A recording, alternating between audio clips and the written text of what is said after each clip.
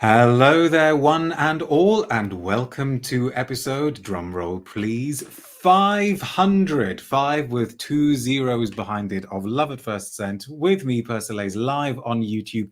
Thank you very much for tuning in. Now, I don't want this to be an overly celebratory episode, about Love at First Scent and about the YouTube channel, because we've got somebody waiting in our virtual studio, and I want to devote as much time as possible to him.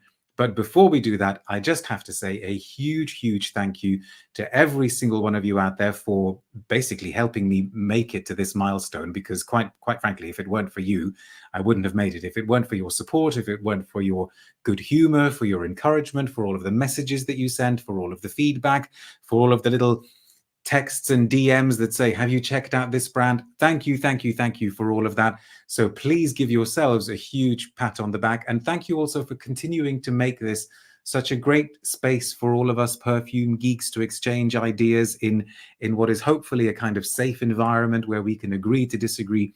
Thank you, thank you, thank you. Here's to the next 500. Lots and lots of people tuning in already. Happy demi-millennium, says Gavin Lab. I like that. I like demi-millennium. Do I kind of look as though I've reached my demi-millennium? And I will get to comments, but let's get our guest in. So to mark the 500th episode of Love at First Scent, live all the way from Amouage HQ in Muscat, it's Renaud Salmon. How are you doing, Renaud? Hello, Darius. I'm doing well. A bit tired. I flew back from France overnight, but happy to be here. I should say, actually, thank you very much for giving up the time. Of course, people based in the Middle East and that part of the world will know that this is your evening. It's 7 p.m., so you should probably be at home with dinner and a nice cup of hot drink or something. But thank you very, very much for giving up your time. So many comments coming through already, Renaud.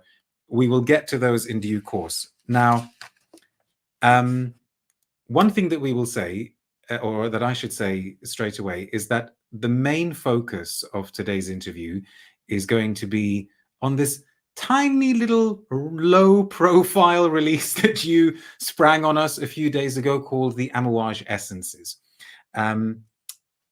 I've known a few things about them in development as the months have been passing and the weeks and months have been passing. And one thing that I do know is that the concept of time and taking time over things is very much at the heart of the essences.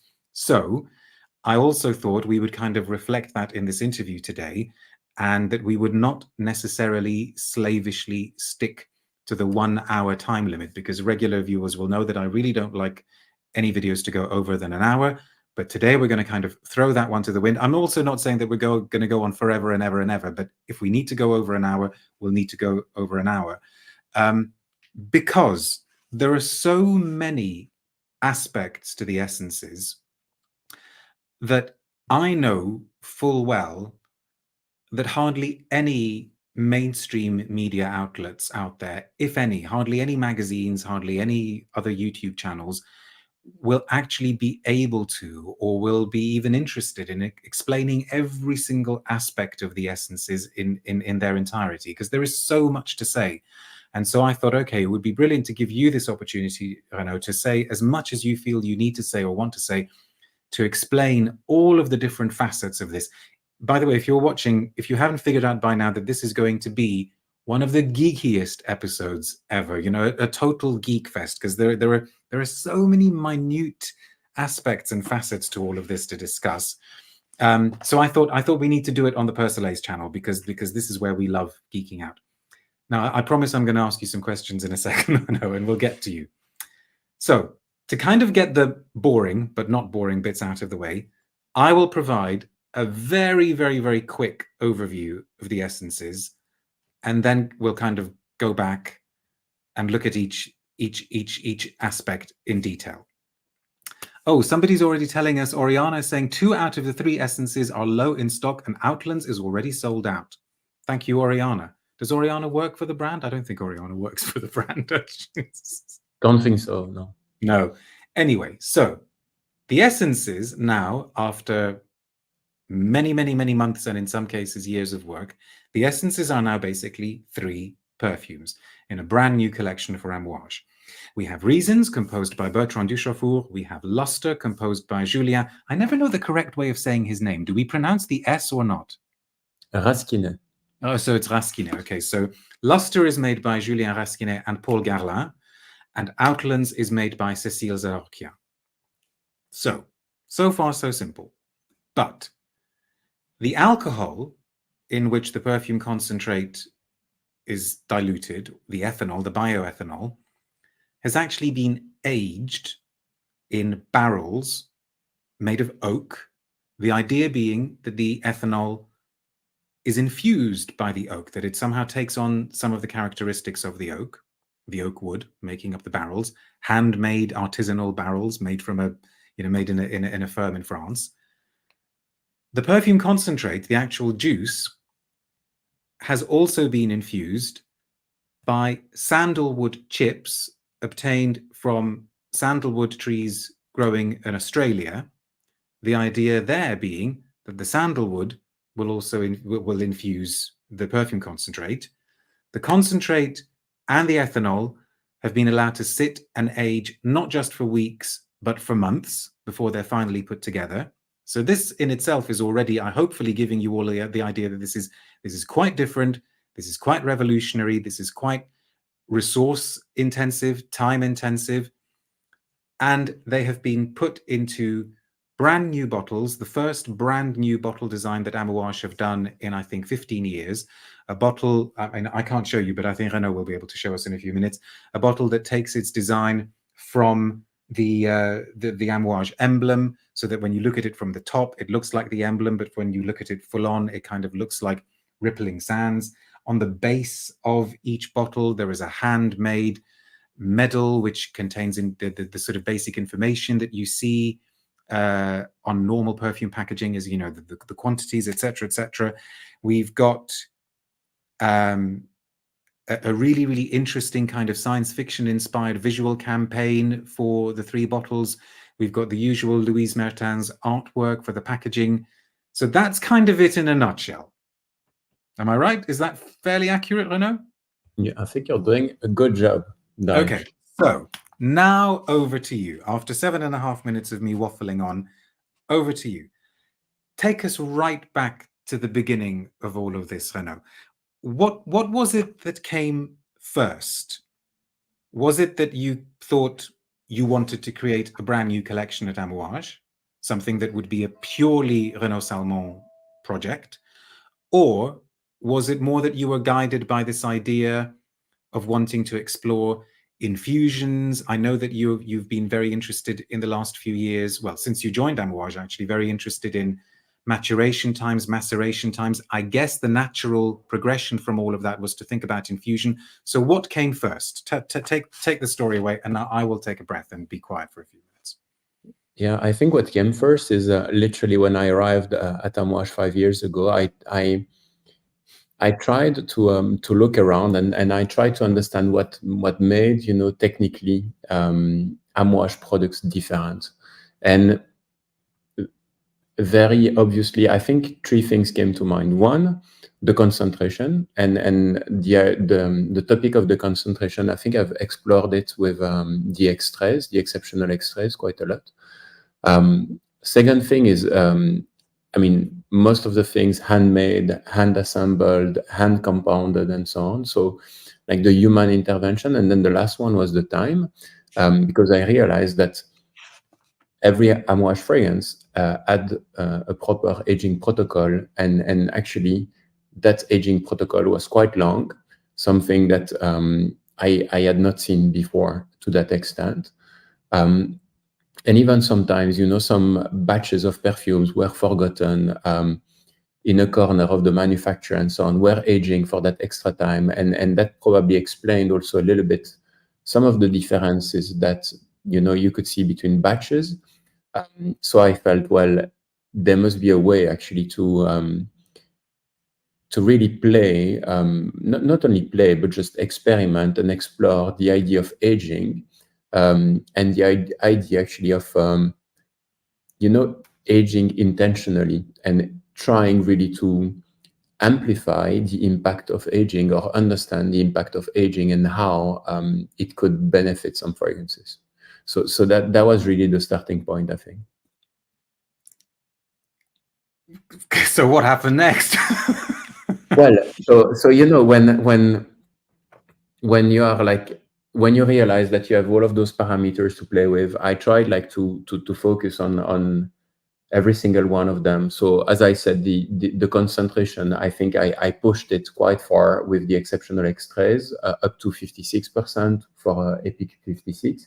Yeah. And then By the way, obviously, speaking of which, you mentioned Epic 56. I think we need to do this at this point.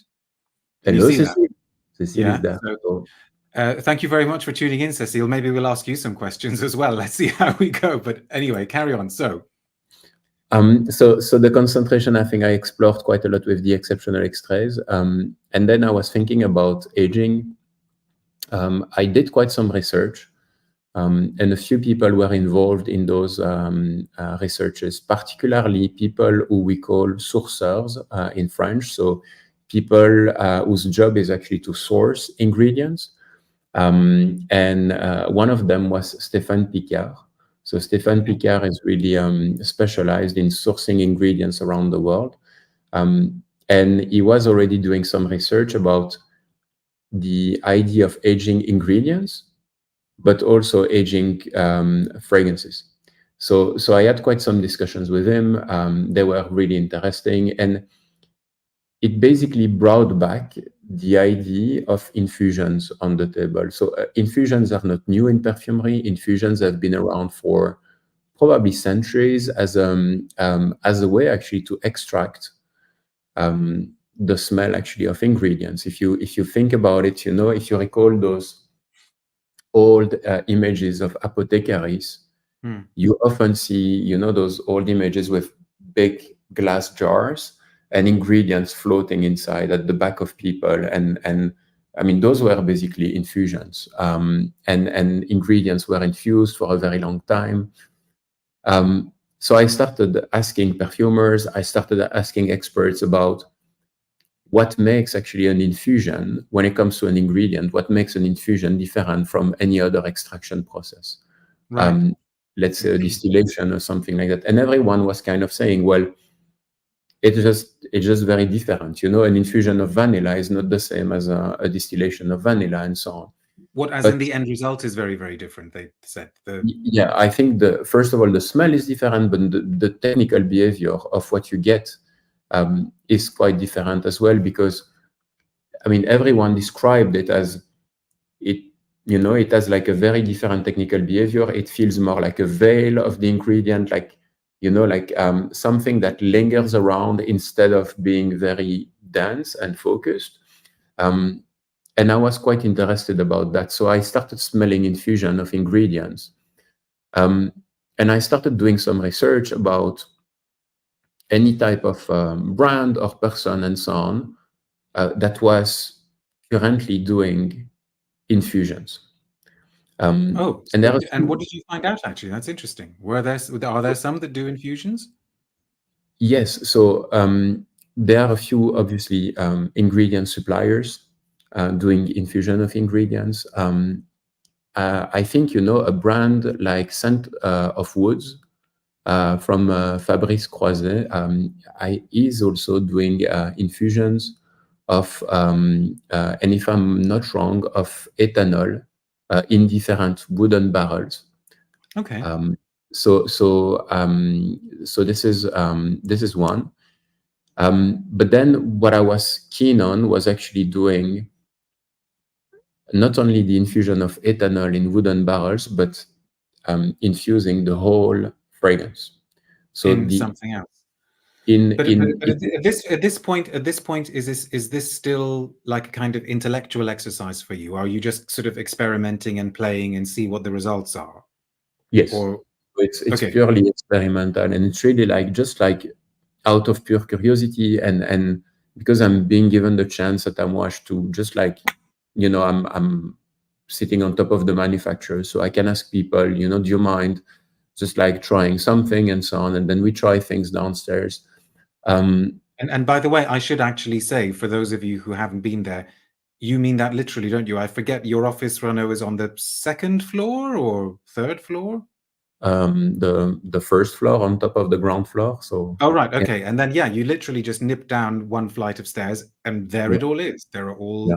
the huge containers and the little assembly line and everything. Yeah. So that's amazing that you have got, and that's quite unusual for a brand that is as big as Amouage to also have such a kind of direct, hands-on a possibility of approach with the product. But anyway, okay, so you're basically you're doing everything else to do with your job, and you're releasing all of the perfumes and giving us the releases presumably that we've had over the last few years, but this is all kind of happening in the back of your mind. So I'm guessing that the results that you were getting were encouraging you to keep going.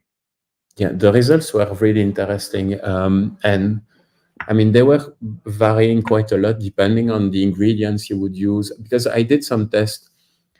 Like conceptually, I like the idea of the container infusing something, so a wooden barrel or something else and so on. But I liked also the idea of the content infusing that same thing. So this is why very quickly in my mind, the idea of actually using specific containers that are different than the traditional metallic barrels that we use for our fragrances became interesting. And on top of that, adding a floating solid ingredient inside. So something like, let's say, sandalwood chips, vanilla pods, cocoa beans, I don't know, cardamom, incense drops, and so on. So Right. any type of solid ingredient that could be infused to the fragrance. And so then at what point did you think, okay, actually this is going to be a thing now, this is going to be a new product? Well, I don't know. Maybe that was around 2 or 3 years ago, because the results. So after, I would say, around 2 to 3 months of aging of the different configurations that I had tested and so on, the results were quite interesting. And I did the test with the regular fragrances of Amouage just to try to understand. Oh, I see. So as in what you put, I don't know. So let's say Which one did you try? I took, for example, Interlude, Okay. Interlude Man, and I put Interlude Man um, at like 25% concentration in an inox tank with vanilla pods. Okay. And I For how waited long? How much for, time? well, and that thing has been aging now for more than 2 years. But back at the time, that was only 2 or 3 months.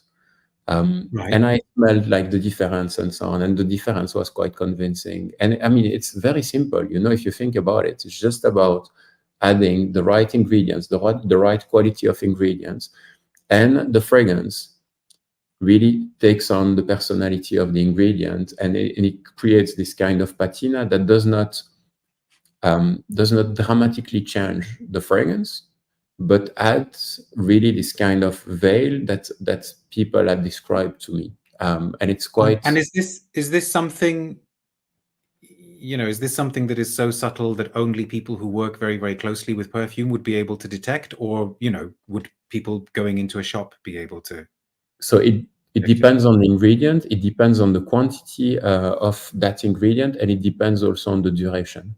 Some ingredients, they are quite obvious.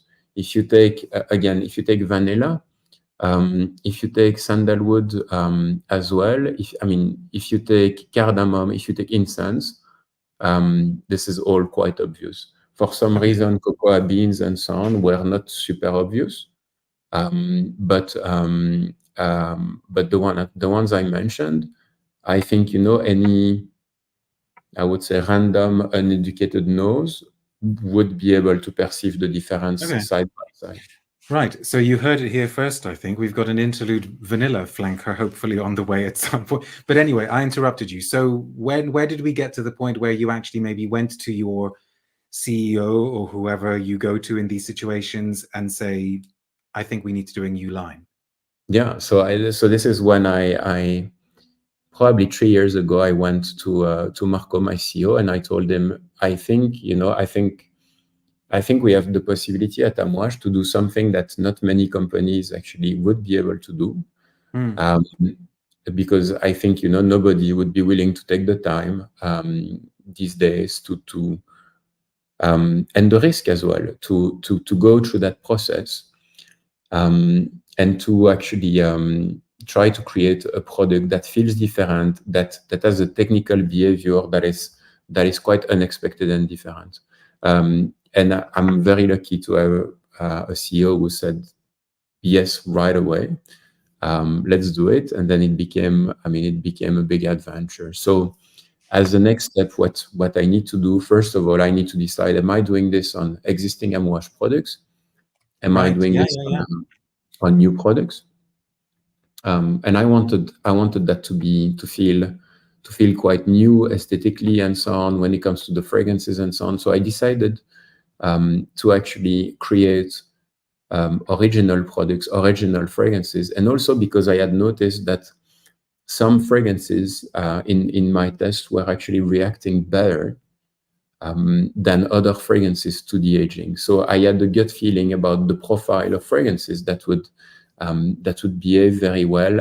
In my mind, they had to be quite, I would say, solid fragrances, robust fragrances.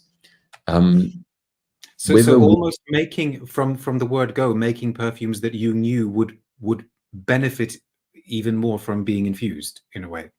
I think so, and fragrances that would probably not have those very fragile, sparkling notes and so on that Okay. that that might actually change too much through such a long aging. So this is really the starting point of what became a creative briefs for the perfumers. So And that's a good point to bring them in. Did you decide from the word go who you would approach with I don't know, without naming names, or maybe you can names if you want to. Were there some perfumers that you approached about this and they sort of said, no, no, no, no, this is too weird for me, I'm not touching this? I don't know. How did that go? well, I don't think I had like any discussion with a perfumer who said like, I don't believe in it. I think people were a bit like either like a bit puzzled about it in a way, Okay. or some of them were super enthusiastic about it, and they were like, "Oh my god, this is a good opportunity to try something new."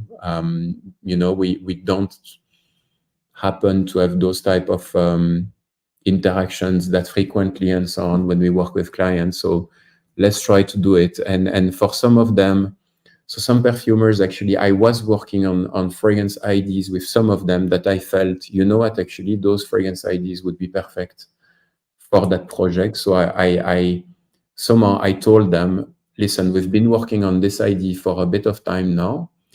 And now I'm actually going to change a little bit the brief because that fragrance could potentially be part of something a little bit more So you interesting. kind of so with which one of those did that happen? Will you tell us?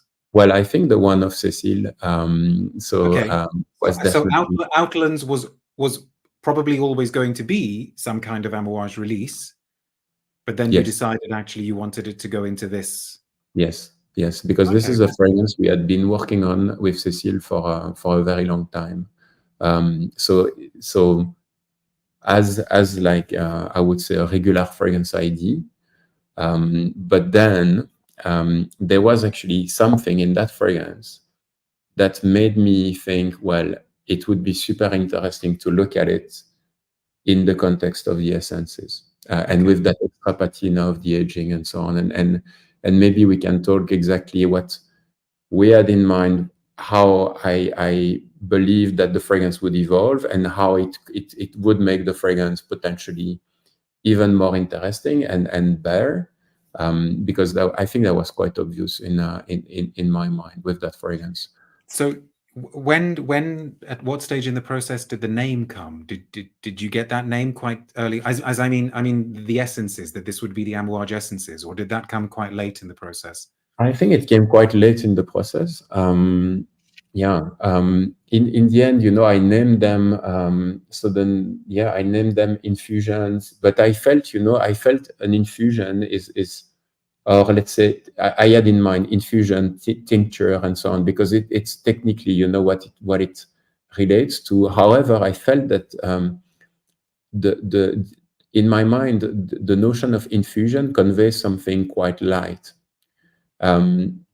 Like when I think about, like an infusion, I think about a tea infusion, or I think about something, that's quite diluted. While, those fragrances are everything but light in my mind. They contain 30% of pure perfume oil, so the concentration is quite high. So in a way, I felt that the name the Essences was quite appropriate to an extent. Because the word essence could be, I think it's between a technical term, like an eau de parfum or an extrait, but it's also something that has a bit of poetry to it and so on. It's not as technical as eau de parfum or extrait. Okay, cool. Before we talk about the perfumes, and I would like to talk about each of them in turn, we should also just very, very quickly talk about as well the barrels and the sandalwood. So the fact that they're oak wood barrels, was that a choice? Could the barrels have been made out of some other wood? Yes. So I think they can be made out of many types of woods, and very quickly the question became, okay, are we going to use brand new barrels? Are we going to source actually barrels that have been used, I don't know, for spirits or something like that? Right. And at this stage, because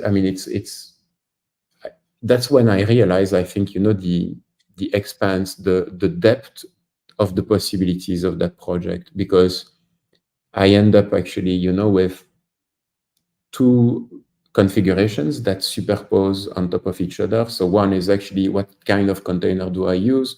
What do I put inside? I know that I want to work on several fragrances. And on top of that, I need to be aware as well that I need to meet some regulatory constraints as well. Okay. So in a way, there are lots and lots of parameters. And I decided that for the first batch of production, I want to limit, or I want to control some of the parameters. Okay. Well, because the infusion might, sorry if this is a very naive question, but the infusion process might actually absorb something that might then make the fragrances non-compliant. Yes, totally. So that's another risk. So that's why oak was relatively safe. So oak wood is not, I would say on paper is not as safe as, for example, sandalwood. Particularly because oak wood barrel, and I've shown you before. You've got a piece of them, right? So I asked actually to get a small barrel, but so this is a small barrel. Zoom in on you. So this is literally from what, obviously not a barrel that you're using at the moment, otherwise it would have. It's a tiny one. So this one I think was like 5-liter barrel. However, so it shows the wood, the oak wood. And what it shows as well on the inside, you can see that it's slightly burnt, because this is called actually the toasting. So the toasting, or bousinage in French, is actually a parameter. So it's another parameter of the project. You ask the barrel maker the burn that you want actually him to make inside the barrel. Why would you burn something inside the barrel? Something I learned through the process, but barrel makers, they always make this small fire inside the barrel. That's what you usually see when you look at videos of barrel making and so on. The reason for that is that the smoke and the heat actually opens up the cellulose of the wood and facilitates the organoleptic exchanges between the barrel and the content. So it kind of, it kind of breaks the molecule, if you want to look at it that way, and it facilitates the exchanges. Now you can define if you want to have a light toasting, a medium toasting, or a heavy toasting. So each type of toasting comes with theoretical flavors that are, that are being highlighted. So, for example, they would say like a light toasting is going to give like fruity notes, is going to give green notes, and so on. Medium toasting is going to give more of a buttery or toast-like type of notes, and then a dark roasting is going to give dark toasting, sorry, is going to give more of like coffee and smoky notes, and so on. So what toasting did you go for this batch of the? I went for the medium one because obviously I was aware that the more actually smoke, so the heavier the toasting, the more potentially it would create actually an exchange of molecules that we don't want in the fragrance for regulatory reasons. Because usually in fragrances, everything that is burnt is not super compliant from a safety point of view, because the authorities believe that it could potentially be cancer inducing or something like that. So the level of tolerance is quite low from that point of view, or quite, I mean, the restrictions are quite high. Yes, that makes sense. We don't want. I mean, a few years ago there was talk about putting labels on perfumes, just sort of saying wearing this might be harmful to your health. But this is a whole other level of potential burnt stuff. But these are not. These are not. Okay. Yes. Wow, I don't even know. Okay, so we've got the toasted thing. That also completely relies on the skill of the person doing it, because I mean, I suppose they must also have very, very strict protocols about what counts as a light toasting or a medium toasting. And if you've got one guy coming in who sort of goes, oh yeah, this is fine, this is light, and he's actually like blasting it into yeah, I mean, it's part also of the it's part of the process. The process is not scientific. There is a lot of intuition in it. There is a lot of expertise of different people as well. And I think we were discovering as we were doing things. That's why we created this kind of pilot that, I mean, you were made aware of, which is like some kind of small scale production. Yeah.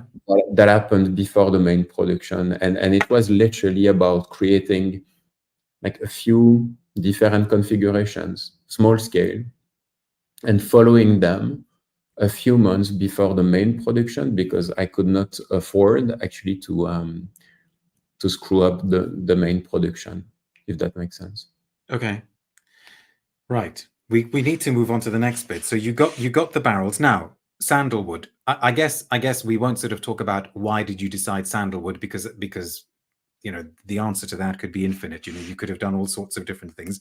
But sandalwood, of course, is a material that can be tricky to source. Now, we've already had one question from somebody. Who was it? There we go. It was Woozy, who says, are the wood chips Australian-grown Indian sandalwood or the native species? Tell us a little bit about the sandalwood then. So yes, the sandalwood chips. So I have some here. So they are native from Australia. You can see them here. Okay, so that is the Santalum. Is it spicatum or? Yes. Right. Yep. Let me show. Okay. You can see. So this is another big discussion, because Stefan was sourcing them so from trees that are around 60 years old, if I'm not wrong. And 60 years being like the right age to have something that, I mean, from a fragrance point of view. Then we had to define the size of those chips, because you need to imagine that if you put just like a branch of sandalwood in the tank, the interactions are going to be quite limited because the surface in contact with the concentrate is going to be quite limited. Right. If you do on the opposite, if you do sandalwood dust, the interactions are going to be really high. However, it's going to be quite tricky to manage afterwards when it comes to the filtering.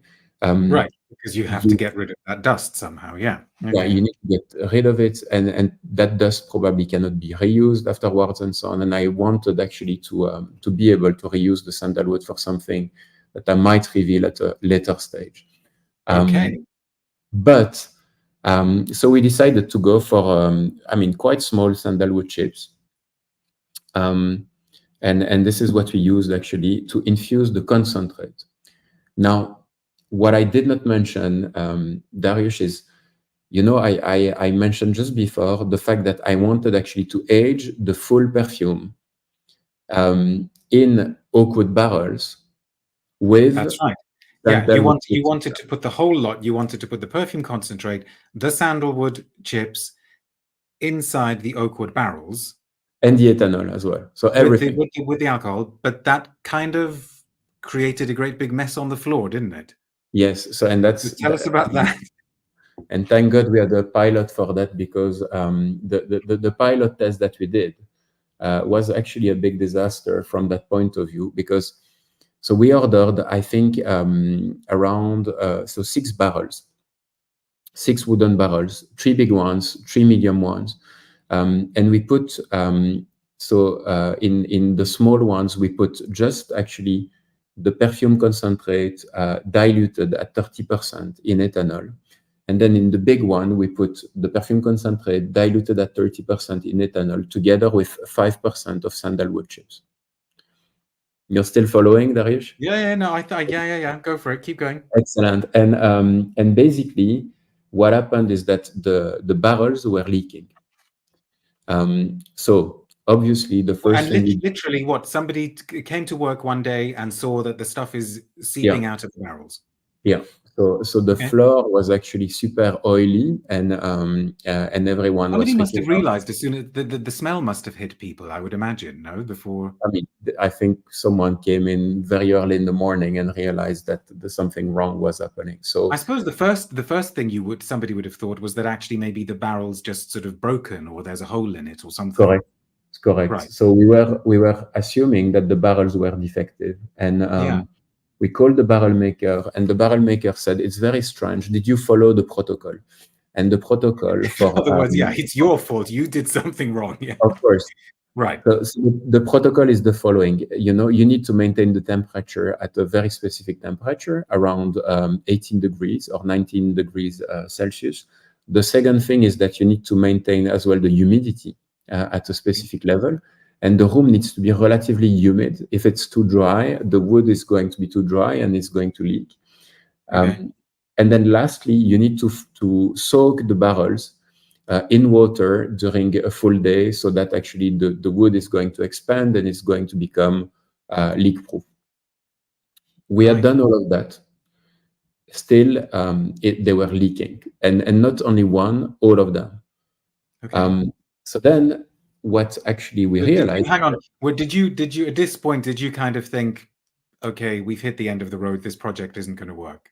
I mean, that could be, yes. That was an option. So, well, then what came to mind is actually, if I really want to do it, then I need to chop actually the barrels into small pieces, and then I need to put everything in an inox tank. And then, the effect might be the same. However, my barrels are only going to be usable once, and I think it's not going to be very sustainable. Okay. So that was not a solution. So we called the barrel makers, and they tell us it's very strange. Can you just check actually what is leaking? And actually, the substance that was leaking was not the whole substance. It was just the oil. Just the oil? Yes. The Which oil. sorry, but isn't that kind of counterintuitive? Wouldn't you think that the less dense thing would leak out?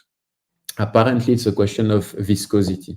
Is it how you say it in English, right? So Yeah, it is. If we mean viscosity, I presume you mean viscosity, as in the Yes. thickness of the stuff. Yeah. Yeah. So oil Okay. being actually very oily, Yes. would actually penetrate every single tiny hole in the barrel and so on, and literally would come out of the barrel, particularly at such a high dosage, so at 30% concentration. So the issue was actually the oil. So the barrel maker gave us two possibilities. One was to remove the content of the barrel and to coat the barrel with wax on the inside. Okay. But then you'd lose the whole infusion thing. Totally. Okay. Then actually you neutralize the effect of the barrel. So Then it may as well just be any other container, right? So totally. okay. So the other possibility, and on top of that, it could have actually added some wax molecules and so on in Yes. the whole thing. The other possibility was to separate the oil and the ethanol. So instead of aging, and this is what we did actually. So instead of aging everything together in the wooden barrel, we aged the ethanol in the wooden barrels, and magically all of the barrels stopped leaking as soon as we only aged ethanol. And then we aged the concentrate, so the perfume oil, in our traditional inox tanks that you've seen at the manufacturer, together with sandalwood inside. So you literally had like this, like side by side, double infusion process. So Double that's why infusion. Yeah. we talk about double infusion process. On the one hand, the ethanol, and on the other hand, the sandalwood in the perfume concentrate. That's what we did. At the very end of the process, after many months, actually 6 months or a little bit more than 6 months, we decided then to stop the aging and to mix the two of them together, 30% of perfume concentrate, 70% of ethanol. We let it stabilize for a week. We filtered the sandalwood chips. It's quite a complex filtering. For one fragrance, it required actually 6 successive filterings. And then after the chill filtering, we can put in the bottle. Okay. Now, I was going to save this question for later on in the chat, but I think this is actually a good point to ask the question before we move on to talking about the individual perfumes. We've just spent, I guess, the last half an hour talking in incredible detail about a very, very long, complicated process. And obviously, I'm sure you've cut out lots of details.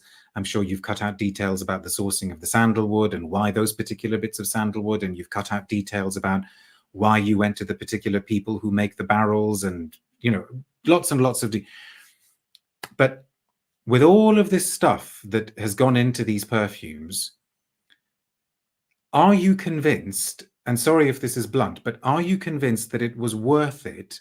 Could another perfumer not have come along and said, okay, if you want like an oak wood effect, I'm just going to use this material here, and if you want like a sandalwood chip effect, I'm just going to put in a little bit of sandalwood oil with a little bit of this. Do you actually need to do all of this incredibly intensive, expensive, time-consuming stuff? Do you need to do it in order to make the perfumes that smell the way they smell? Well, it's a good question, and I don't know if I have the answer, Darish. If I take the analogy with, for example, with wine, you have actually some winemakers literally using flavors of oak wood and so on, adding oak wood flavors to wine in order to mimic the effect of aging in oak wood barrels and so on. Okay. And I mean, is it the right approach? I don't know. I'm not Well, I don't think I'm even asking whether it's the right approach, but do you feel that there is a marked, difference? Do you kind of, when you were talking, let's say with Bertrand or with Cecile, did you at some point say to them, hey, why don't just put a couple of drops of sandalwood oil into this stuff, and then we can skip all of this nonsense with the infusions. Do you know what I mean? Like, are you convinced that it was worth it? And in the end, until the very end, so when the perfumers actually all came on the 1st of September in Muscat, until the very end, I had that question in my mind. And I was asking myself, like, obviously it's very satisfying, to go through this process and so on, because it feels very exciting, to like buy a lot of wooden barrels, like, and see like a whole company going through something very complex and so on. Sure. And also an opportunity for great marketing and, a great sort of campaign on social media. Look at what we're doing. This is all really interesting. Yeah. But but then I was thinking, I had the same question in my mind, like at some point, are we just going to skip all of that because we realized that actually we could shorten all of that or something like that. And we sat down together with the perfumers, with people like Bertrand, who has like 4 decades of experience in perfumery and who has seen like so many things and so on, with Cecile, with Julien and Paul, and all of them were given the option actually, to either use fresh ethanol instead of aged ethanol, to use actually a mix of fresh concentrate and aged concentrate, or if they wanted to, just to go for fresh concentrate as well, if they believe that the process did not respect their original creative intention. right. And I think genuinely, the difference is, first of all, very noticeable. And that's why I would love, and I'm asking myself, how can I have people smell the before and after? Because it's really eye-opening. But I don't doubt that there's a difference between the before and the after, because there would have to be a difference, right? I guess what I'm saying is, would there have been a way of achieving the after in a much simpler way? And the answer is probably, yes, you could achieve probably something relatively similar. Okay. But with that type of behavior, I doubt that you could create this kind of, a very obvious like woody veil around the fragrance, and also just like that type of complexity, that type of patina. It's really like the best way to describe it is really like it adds a patina to the perfume. This is a good point to bring in a question from a regular viewer, Gavin. Nice to see you here, who actually says, have you done gas chromatograph readings of the sort of aged and non-aged formulas? Are there just additions? Are there shifts in the amounts of the original ingredients? Has anybody kind of run them through a GC? Yeah. So obviously we had to do that. We had to do that to make sure that the fragrances remained compliant. Right. So what did that show up? Well, first of all, we were worried about the transfer of allergens, particularly things like furfural and so on. So ingredients that would come from the barrel mostly. We were not very worried about the sandalwood. We were a little bit worried about the transfer from the barrels, and the transfers actually of those allergens remained very limited, which is great. And then obviously we saw some peaks, and we saw some changes. I did not go myself in the details of those analysis, but overall, there were changes. There were some obvious changes. However, nothing that would make actually the fragrance not compliant or something like that. Fascinating. And actually, very quickly, this isn't a question, but it's a comment from Dave NYC, who says Fabrice at Sense of Wood said that when they tried putting the entire fragrance plus alcohol into barrels, the result was terrible. So, well, for us, the result was terrible as well, but maybe not for the same reason. Right. I should say at this point that you have all tuned into one of the geekiest episodes of Love at First Scent ever. It's episode 500 with Renaud Salmon, Chief Creative Officer at Amouage, live from Amouage HQ in Muscat, or just outside Muscat, I should say. I know that a lot of you will have questions for Renaud, so I want to put those to him as well, feel free to ask them. I personally am always interested to know where it is that you're all watching from when you ask questions, but obviously you don't have to reveal that. I'm kind of ticking things off my list as we go along. We must talk about the perfumes, and we must also talk about the bottle, because I know that the creation of the bottle was something that was very, very important to you. So we probably need another 3 hours just to go through all of this, but we don't have another 3 hours. The perfumes for you, I know, carrying on with this concept of time, are also meant to represent past, present, and future.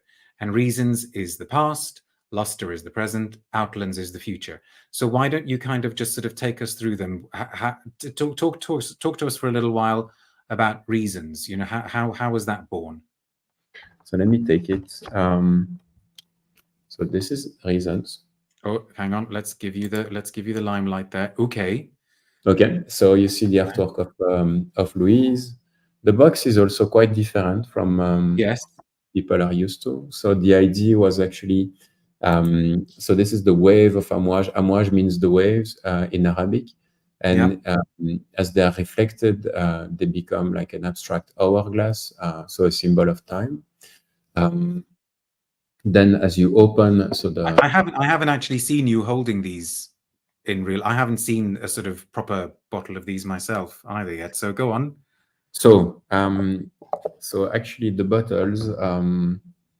So am I talking, Darish, about the bottles or about the fragrance? Well, talk about the bottles then, and then we'll have to. But we must make sure we spend a bit of time talking about the perfumes themselves. So as you've got the bottle now, one thing that may surprise people, because I'm right in saying that they are glass. Yeah. So originally I wanted them made out of ceramic. As in completely out of ceramic. Yeah, but nobody could guarantee a leak-proof actually bottle made out of ceramic. So I had actually to create a bottle that is first made out of glass, and then the glass is coated with ceramic. So that's why you really have this kind of I don't know if you can hear, but porcelain type of sound. So the bottle, I wanted a bottle that reflected the modernity that I've been trying to push at Amouage, but also the respect of Oman and what I see in contemporary Oman today. When I go to the Royal Opera House, when I go to the different places in Muscat, to hotels as well, and so on, because the take on richness has really evolved in the GCC region, and particularly in Oman, and I really wanted to reflect that, and I wanted to also have something quite organic. So the bottle takes its inspiration from two things. The first one, and I'll try to grab it. Okay. I mean, it's quite simple, It's what we call the bell-shaped glass. It's a stock glass that you see in most of the glassmaker catalogs. Why is that shape quite interesting? I might need actually something else, because it's directly reminiscent of the bottles that were used to make infusions of solid ingredients in the past. As in the ones you talk to us about, like being from apothecaries places. The sketch of them. A sketch. Okay. Well, not really the sketch, but what I mean. Right. Yes. Okay. So your kind of nice retro apothecary bottle. Yeah. And they had this wide neck here in order to add actually solid ingredients. So so that was the starting point. So this shape, however, that shape is very minimalistic, very standard, does not feel very Amouage. So what comes to mind, when you want to make something Amouage, the first thing actually would be to say, well, what about adding, the emblem of Amouage? So the royal emblem of Amouage. So I was thinking, okay, should I just take that bottle add the emblem of Amouage. Okay, think about it this way. Okay. But then it felt very, quite literal and quite ornamental as well. And I wanted something a little bit more fluid and so on. So the idea actually was, instead of doing it this way, what about having the bottle just like becoming the emblem of Amouage, if that makes sense. Yeah, sure. So started doing some work, many different like 3D. So this is just like a 3D print of the idea. So you can clearly see the shape of the original bottle that becomes the emblem. And here, Well, we can see the emblem very, very clearly now. Yeah, yeah. So that was actually the discussion. So in glass. So what did you actually, all you wanted to do, Renaud, was to take a bottle to the beach and like just sort of like stamp the Amouage emblem over the sand? Like, is this another marketing thing coming up? Like a picture taken from space of? That's okay. But so this is actually how it looked in glass, transparent in glass. Okay. And so this is the first step. I mean, see, I don't know. I still have a thing about see-through bottles. I like to know how much is left in my bottle, but that's just me. Anyway, go on. Yeah, I don't know how you feel about it. I feel it's nice, transparent. Feels a bit too retro to me, a little bit. So okay. So then that's when actually after the coating, it became like this. What we see now, with a space at the front, I suppose, for a label. Correct. So the next tell thing. us about this medal, because at some point you also decided you would even put more resources and effort into the bottle, and you'd stick a medallion onto the base. Correct, because what happens usually when you design a bottle, if you take a bottle like this of the library collection, you design the perfect bottle, and then you're very happy about it and so on, and then you have lawyers coming to you saying, but remember, you need to write this, and this. Like you need to write, where it's made from, you need to have the batch number, you need to write the address of the company, and so all of the legal mentions. So usually you rush at the last minute, and you end up, with, for example, what we see here. Yeah. Right. So it's a sticker, basically, isn't it? Isn't it? No. No, it should be printed. It's printed onto the glass. Yeah, I can see that. Yeah. Okay. Unless you own a fake product, Darius, which I doubt. Yeah. Well, if I own a fake, then yeah, no comment. Go on. Yeah, right, I can see that. Yeah. So basically, it's not very good looking. And I wanted to avoid that. It's not good looking, Renaud, but this is like on the verge of being how many people do you think looked at the base of this and thought, oh, that's really, really spoiled my experience of wearing Search? Well, I mean, I do. So yeah, I know, because you're a details person. Okay, so you then thought, okay, I need to do something about this because this is upsetting me. But particularly because something I did not mention, I wanted actually a cylindrical shape of the bottle. Yes. In order to refer to the language of the wooden barrels as well. So in my mind, this bottle had to live actually vertically, like a totem like this, but it had to live horizontally as well. Okay, and also to show actually the emblem. So that is actually one with the medallion. So let's zoom in on that. Let's see the. Oh yeah. Oh yes. Okay. So this is the one of reasons. So each bottle has actually a medal, and the medal contains. You should be able to see all of. No, we can. No, we can see it fine. We can see it fine. The name, the quantity, Essence de Parfum, made in Oman. Yeah.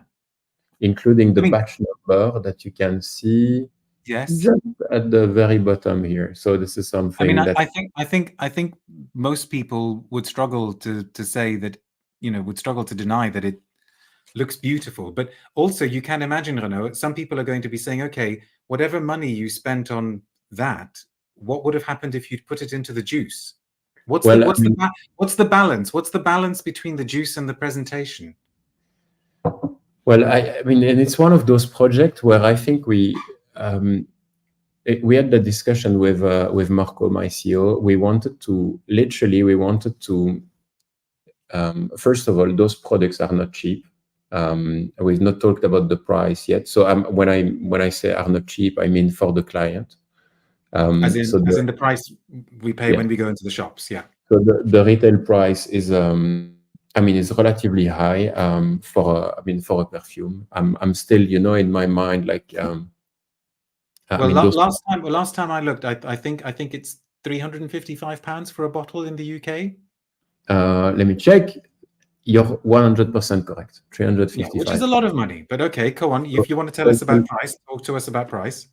But it's quite a lot of money that gives us the possibility really to actually invest in the packaging, but also definitely in the fragrance and the aging of the fragrance and so on. So honestly, I've not felt limited, and the perfumers did not get like limitations and so on when it comes No, that's fair. But to go back to the question, because look, I know that the people watching this channel and the sorts of channel that I watch, beautiful bottles are beautiful bottles, but at the end of the day, we care more about the contents of the bottles. But I do know that also for probably the majority of people out there who go into the shops, the very first thing they see is the bottle. They do care about what, I live with a person who may really love the contents of the bottle, but if the bottle itself isn't very, very pretty, she doesn't want to look at it on her dressing table. So for you as a creator, for you as the person who controls all of these things in the brand, what is that balancing point between saying, okay, yes, I am going to make a sparkly medal on the base of the bottle rather than put that money into the juice? I mean, how much of a consideration is that? I don't ask myself that question. Like I always go to okay. Like, I want everything. And so if I get the chance to design something, like, I did not design myself the original bottles of Amouage, the woman's bottle. If I get the chance to design something, I'll go for whatever I think is the best. And if I get the chance to create the fragrance, I'll go for what I think is the best. And then the combination of that is going to dictate the price as well. That we can sell those things at. So we really need to talk about the perfumes. Tell us about reasons then, and why did you go to the past with Bertrand Duchaufour? Yeah. So why is it what it is? So I'll straight. So, and by the way, Darius, the bottles are refillable. I don't know if you've seen it, but and I saw some people saying, the people watching the stream are already aware that they're refillable. But yeah, okay. They are refillable, and okay, cool. I'm not sure yet how we will like provide refills and so on, because for now the whole first batch has gone into actually products and sampler sets. So something I want to mention, because it's really some people at Amouage might not like the fact that I mentioned that, because but actually, it's super important. Like I always say, don't blind buy fragrances, particularly when they are that expensive and when they are Amouage fragrances, because I find it I find it very difficult to think that you will fall in love with any Amouage fragrance. We have a sampler set coming out in a few days, okay? And so get that sampler set if you if you want to try the fragrances and so on. And the products are going to be available in most of the Amouage retailers around the world and so on. So if you have a bit of patience, don't blind buy, and just wait actually to get the sampler set. That is always good advice, especially when it's that sort of money. But tell us about the perfumes. Come on. Yeah. So I played actually reasons. So if you think about reasons, and this is why the medal design actually has this type of pattern on it. The reasons are the elements that explain actually why a reality is the reality that you're looking at, like the succession, the echoes of the different elements, the resonance. Reasons, so that's why Reasons talks about the past. It's a fragrance from Bertrand Duchaufour. I love working with Bertrand. Bertrand created many fragrances, particularly for Amouage, Jubilation 25 Yeah. Man, Jubilation 40 as well. And how can I describe Reasons? Reasons is a woody fragrance. I would say it's on the gentler side of the woodiness. In the three fragrances is the one that I like to smell first, because I think it has a lot of it has a lot of nuances. It opens up with a beautiful hazelnut note. That hazelnut, that makes me think guidance, but okay, but I don't think it'll smell like guidance. Yeah, so yeah. So guidance, the hazelnut in guidance is relatively green in my mind. okay. This hazelnut is a little bit more nutty and roasted type of hazelnut, which I think makes the perfect transition to the woody back of the fragrance. So we smell hazelnut, then we smell Davana. Bertrand loves, to play with Davana. What else do we smell? And I mean, at the back, we mentioned Palo Santo. Palo Santo is a type of wood that, is creamy and smoky at the same time. It's between sandalwood and guaiac wood in terms of profile. Okay. It's actually used also as, very frequently it's used instead of guaiac wood as a terminology to describe guaiac wood. But Palo Santo describes actually two types of wood, so not only guaiac wood. It's quite a beautiful. It's very nuanced. It's in my mind, it's very refined. And then I'm just looking at the other ingredients that we listed with Bertrand. So we listed cardamom as well. We listed cinnamon. I think there is a noticeable touch of cinnamon at the top. And was this one that from the beginning was going to be an essence, or was it actually a different project that? So this one came to life, and we knew that we wanted something to age. So we really started from scratch with Bertrand. Because I know that he is particularly actually interested in aging. He's often said that he thinks things aren't aged long enough. Totally is the one. I mean, you might recall our discussions about Jubilation 40 and Yes. like the cassis and so on. So he is very, very keen on the idea of aging, and he was the one actually pushing for that process and so on. So he was very, very positive about the result as well. So Reasons is like the power of the past, the ripples of the past. Where does and Lustre is supposed to be the present. Correct. Now, that's made by two perfumers. So how did that work? I mean, did they come to you as a duo, Julien Rasquinet and Paul Guerlain? No. So I was working on an ID with Julien, and it's actually a very, very old ID. So this one is not new, and it was born before the idea actually of the essences. And we had been working on this idea that was called Incantation with Julien. Okay. And it became Lustre. So you can see Lustre right. So here.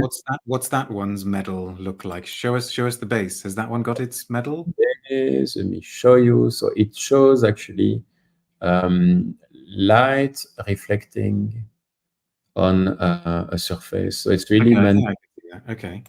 When people ask me, but what does Lustre mean? I always tell them this is like the moon shining, on the Black Sea at night, being reflected on the sea at night, and this is really like the fleeting moment. This is why it's the now, it's the present. And I wanted a fragrance that conveys that. So I wanted a fragrance that conveys this kind of gold sheen, gold creaminess, and so on. And actually, I connected that idea with a fragrance we had been working on for quite some time with Julien. And that fragrance became Lustre. So how does Paul Guerlain come into the mix then? And then at some point, I think we reached a little bit of of a loop with Julien, and at the same time, Julien was changing company. So Julien was moving from IFF to CPL. Okay. And Julien had worked quite a lot with Paul before. So Paul came in, and actually Paul brought new ideas, particularly when it comes to the vibrancy of the cardamom and so on, in order really to finalize the fragrance. So they didn't actually make it together then, in a way. Well, I mean, I would say I don't know exactly, how they worked on the formula together, but for sure, Paul kind of took over and gave it a final touch. Ah, interesting. And I suppose the information is out there somewhere, but his surname isn't just a coincidence, right? He is from the Guerlain family. Definitely. Okay.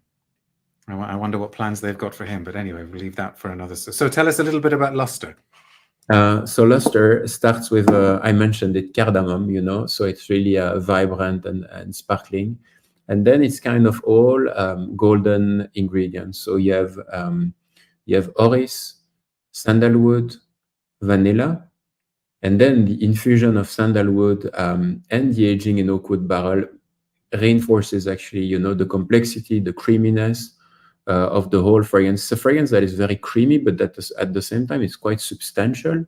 And it has quite a lot of presence. I'm trying to see also what else we might have mentioned on the ingredients.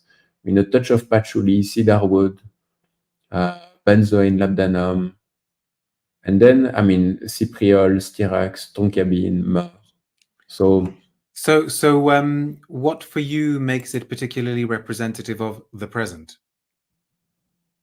It just feels like this, like the perfect golden light. When you look at the light and you're like, okay, like this light is not going to last. Like I need to take a picture or something like that. That kind of like trying to capture the moment in a way, like ephemerality of the moment, like really the now in a way. Okay. And then Cecile, who may or may not still be watching, she was tasked with taking us into the future. So what's the did you design the little graphics, the sort of logo, on the medal? No, so I did not. It was done by a watchmaker. So I mean, that's why the right. So that's a whole other side, right? Yeah, it's another story as well. But you need the precision, actually. You know what? I was always like impressed by the fact that when you look at watches, I love to look at the back case of watches, because when the back case of watches is, I mean, it can be either opened or closed. And sometimes you have beautiful back cases that are closed, that are engraved and sound beautifully. And I went actually to one of the watchmakers I know, and I asked them specifically, to come up with an engraving that would tell the story of the fragrance. So and what's the hang on, let me zoom in. What's the Outlands one like that? So I don't know if we can see properly. Well, that looks like a sort of smaller circle inside a bigger circle in. Yeah. Well, tell us what the idea is. Then tell us what the idea is. So the idea is basically a map of unexplored territories. Okay. So I was looking at all of those maps from Da Vinci and so on, like the theories about the perfect harmony, Fibonacci, and so on. All of that was actually quite influential in the different designs. This one is the map of the unknown territory. So it's really it represents the future, what you don't know. How do you do that in a smell? Okay. Because I think that's one of the hardest things to do, is a kind of sense of the futuristic or the unknown. Yes, and yeah, I don't know if I would describe Outlands as futuristic, because when I think futuristic, I always think about like weird ingredients or like like synthetic ingredients or something, maybe. Okay, so it's not a weird, out there, strange perfume. I mean, it's bold, it's deep. It has this kind of, like in my mind, dark blue color to it, like that shows endless possibilities. So I find it very deep, and it's obviously extremely big. This fragrance is big, is bold. That's really why I loved it with when we worked on it with Cecile. So it And any opens up. particular materials? Yeah, any particular ingredients? Yeah, it opens up with lemon, like or citruses. Lemon. Yeah. However, that lemon is not that zesty anymore.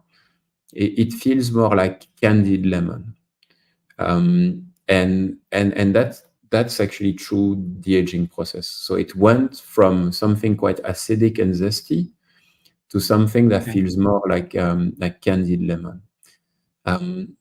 Then So hang on, just as a, how does Cecile, as a perfumer, sort of control that? I mean, I suppose she can't control it, can she? She just has to make the original formulation and see what happens at the end of the 6 months. Is that right? Or yes, but at the same time, I mean, it's quite intuitive, So the citruses would become candid. right, The balsams and the resins and so on are going to grow bigger. right. The patchouli is going to develop big time. We know all of those things. Okay. So you've talked us. You said there's lemon that starts getting candied, and what else have we got in Outlands? Then there is patchouli. It's a big patchouli fragrance in the end, and then there is this beautiful ambery accord at the back. That is quite, that I think Cecile masters. And the ambery accord is the mix of vanilla, labdanum, benzoin, styrax. So it's really this kind of classical ambery accord that is mixed with many other ingredients. There is a touch of cumin. The cumin actually goes in with the aging, which is something we did not know actually how the cumin would react to the aging. And it blends in. There is also proper ambergris infusion in the fragrance. Okay. So the real thing. And there is a touch of oud as well. As you know, Cecile likes to use always like a touch of oud as a way, to signal oud without making it dominant. Like I don't think anyone would smell Outlands and say it's an oud fragrance. Okay, right. I know we said that we had unlimited time, but we don't actually really have unlimited time. So thanks for all that for the moment, Renaud. I think I want to see if there's some questions from the audience. So let's take this question from Eric. That's a good question. Are you worried about batch variations more than you normally would with these particular launches?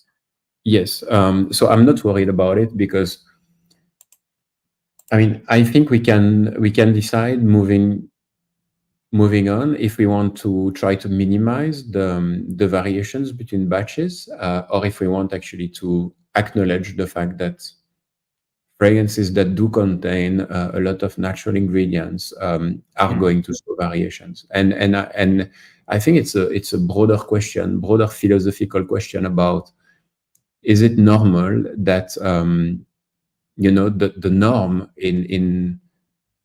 in our industry is actually about standardization. Okay. Particularly if you think about the fact that we are using natural ingredients. Like, would anyone consider it normal that wines taste the same year after year after year after year? So some people would try to do so, like champagne, by blending different years and so on, would try to keep the batches actually very, very consistent. But if you think about it, unless you use synthetics and you keep the same quantities and so on and the same qualities, there will be variations between batches. And there are variations between batches of any Amouage fragrance. Now, the question is, are those variations noticeable by clients? And how do we control the variations? I think at this stage, we defined the parameters so that we could control relatively well those variations. Like I purchased 110 wooden barrels, and all of them were made from the same crop, Right. and they use like the same toasting and so on. So I know that my barrels are quite consistent. And on top of that, something I did not mention, Darius, but I'm not going to produce, like a set of products from that one barrel. So it's not like one barrel becomes a product, is all of the barrels actually come together with the ethanol. So it harmonizes actually the differences between the different barrels, if there is any difference between the different But barrels. aren't the barrels also going to start kind of producing a slightly different? Totally, and that we don't know. We don't know how Right. actually it's going to evolve. What I can tell you is that there is still actually some ethanol from the first batch. So if the barrels do produce a different quality of ethanol, that quality of ethanol is going to be mixed with the ethanol from the first batch. So actually, I think it's going to minimize the differences between batches. Okay, we should also very, very quickly say that this thing that is called the perfumer's batch is basically the first batch, I think, that Bertrand and Cecile and Julien and Paul kind of hand diluted, didn't they? They sort of poured the concentrate into the alcohol and diluted it themselves. The reason I'm mentioning that is because Esumar says, what does the perfumer's batch mean? But the question is, does it mean that future releases may be slightly different, or that it's a different batch? So after the perfumer's batch, what we've got is still kind of actually the same batch, or it's technically exactly the same, except okay. that it's going to be compounded by employees of Amouage instead of the perfumers. Okay. So it's going to be pretty much the same. You get a special card in the perfumer's batch that tells you that you own a product, that has been compounded by the perfumers, which is something quite unusual if you think about it. But at the same time, I would say it's purely emotional, because from a technical point of view, the product is exactly the same. There's no difference. A more general question from Scented Snowdrops, who says, we understand you are tasked with modernizing the brand, but does that mean that going forward, there will be a more French style and a more mass appealing direction? And will Ubar be back? Okay. I mean, I don't know what French style means, because in my opinion, if you think about you're gold, Belgian, right? The joke in there? No, sorry. but yeah, Sorry. but if you think about gold, so the first fragrance of Amouage, I mean, I think gold is the archetype of a French type of construction. It was created by Guy Robert. It's definitely reminiscent of, like, it's of the same signature of Chanel No. 5 and so on. So, in my opinion, I mean, Amouage has always been about, like, the right balance between ingredients from Oman, between the richness and the generosity of Oman, and so on. And then when it comes to the style, I don't think so. Like, I don't have like any intention to go in one direction or the other. I think what I'm trying to do is just like reflect what I'm inspired by in Oman. And Ubar? And Ubar, I mean, all I can say is that Ubar is not, it's still IFRA compliant. The formula is still IFRA compliant. So we are not planning a production, because that's also something interesting, Darish. Like, the notion of discontinuation at Amouage is slightly different than, I think, than just like what people understand with discontinuation. Because if you think about it, at Amouage, we do what we call a production planning. So we need to allocate the time of the people making the fragrances to produce batches of fragrance. And all I can say is that currently there is no production planned in the coming months for Ubar.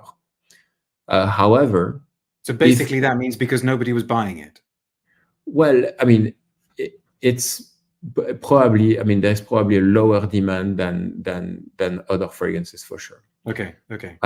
But there is no reason why at some point in time, if we have the bottles, if we can compound the concentrate and so on, there is no reason why we could not produce a small batch of Ubar, for example, except the reason of production planning. Okay. So in that vein as well, Benedict says, I saw you decided to bring back Sunshine Man. Are you planning to revive anything else? Are you able to tell us about anything that's coming So back? it's exactly what happened with Sunshine Man. So we had like components left. We were able to make some concentrates and so on. So we produced a small batch of Sunshine Man, and the formula was still IFRA compliant. Now, am I planning to do something else? I don't know. I mean, like, I don't know. I've not been thinking about it, to be honest. Okay. Rachel says, can we ask for an update on the Frankincense project? Now, some of you may remember that a while ago, we did a masterclass about the work that Amouage are doing in Oman to grow, cultivate, look after some frankincense trees. I realize this could potentially be a very, very big question. So is there a way you can give us like a 1-minute update on what's happening at Wadi Dawka? Yes, so we are currently in the second harvest season. It Okay. started last month. So we are harvesting frankincense. It's the second season. The first season led actually to the definition of the Omani frankincense oil. And the second season is going to give us enough quantities actually to produce, I would say, let me phrase it this way, like to give the possibility to around 10 different perfumers to experiment around this quality of frankincense. So you might see something coming out, not your usual regular Amouage product and so on. Okay. I would say in the coming months once the season is over. And then lastly, I finalized the design of the building. I was looking at if I had a picture of it, but we are building in the middle of the desert. Quite a big, actually, distillation factory and visitor center. The design is quite something, so more to come on this. But Okay. that building might take 2 years to build. Oh, wow. Okay. Well, we'll have to get an update on that. Right. I think we probably should round things up, but I'm going to ask you one more question. This is a, no matter what people may think of the story, obviously you've been in the business a lot longer than I have, in the perfume business a lot longer than I have, and you know that there will be some people who will sort of say this is all marketing spin and it doesn't mean anything, and then there will be people at the other end of the spectrum who will say, oh gosh, how fascinating, this is really amazing, this is interesting, look at all of the details they've gone into, etc., etc., etc. But I think you also know better than anybody else that when a customer walks into a shop, the actual smell of the stuff is, for most people, the only thing they're interested in. They're walking through a department store or an Amouage boutique, they smell the stuff on a blotter or on their skin, they either like it or they don't. Does it worry you, or does it upset you in some way that for the vast majority of people, all of this stuff we've just been talking about for the last hour and a half actually doesn't make the slightest bit of difference? They couldn't care less, probably. I mean, and in the end, I mean, that's probably the reality. And it's a good thing because it means that, ultimately all of this should lead to a product that is interesting from a smell point of view. And because ultimately, we don't like attach the bottle to our neck or something like that. Ultimately, we wear the perfume, and we want something that you are going to enjoy to wear. So it's like, is it a shame? Maybe, but I mean, I would say I'm more bothered by people saying, like, actually, by people being like maybe negative about it or something like that, without taking the time to actually just read through like my creative notes, or like just take the time to to make your mind about something.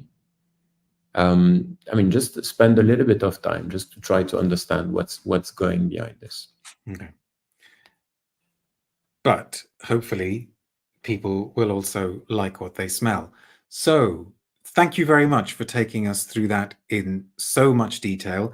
Thank you to all of you for watching. Thank you for all of the questions. I hope it's not going to be too long before you come back. And actually, I should ask, because we had one question. This was a question from somebody else. It's a good question to end on, except I'm probably not going to be able to find it now. Oh, yes. This is from Tanelli, who says, are there more fragrances for this collection in the works? I mean, you've done past, present, future. So what are you going to do? Like past, pluperfect, continuous or something? I don't know. Yeah, I mean, I think, from now on, the possibilities are quite endless. So imagine, like, I think I have a few options on the table. One is to keep those 3 fragrances, but then try to change the aging protocol. Gosh. So say, okay, instead of using sandalwood, I'm going to use something else. Instead of using fresh oak wood barrels, I'm going to use something else. So that's already a possibility, and it could be quite. I have to share this one. It's Gavin says there needs to be a perfume collection based on Polish grammar. As somebody who tries to speak Polish, you'd probably have about at least 6,000 perfumes there if you wanted to do it on Polish tenses. Anyway, sorry. No, yeah, but you're saying. So this is one. So the idea actually of changing the aging protocol could be something to explore. The second idea is actually, I mean, now that the setup is in place and so on, I mean, I could start aging any Amouage fragrance that way. So is that something interesting? I don't know, but now I'm curious. So now I can transparently tell you that I'm doing tests on Amouage fragrances because I want to see actually if they react as well to this. And then lastly, what I can do is actually, now that I understand a little bit better the impact of the aging, I could actually create new fragrances that would complete that range, and that would actually be aged the same way or be aged differently. The last thing that I did not talk about is I could keep on aging actually those fragrances for more than 6 months. And it could be that we did not bottle everything, and we kept some of it actually to see what happens if instead of 6 months we age for a year, for 2 years, 3 years, I don't know. So that gives you 4 different routes that I could follow. Geeks of the world unite. Thank you so much, Renaud. Thank you very much, everybody. And thanks again, everyone, for helping this channel reach its 500th episode. As always, stay tuned to social media for details of new videos coming your way. But until then, thanks very much for watching. Be good. See you soon.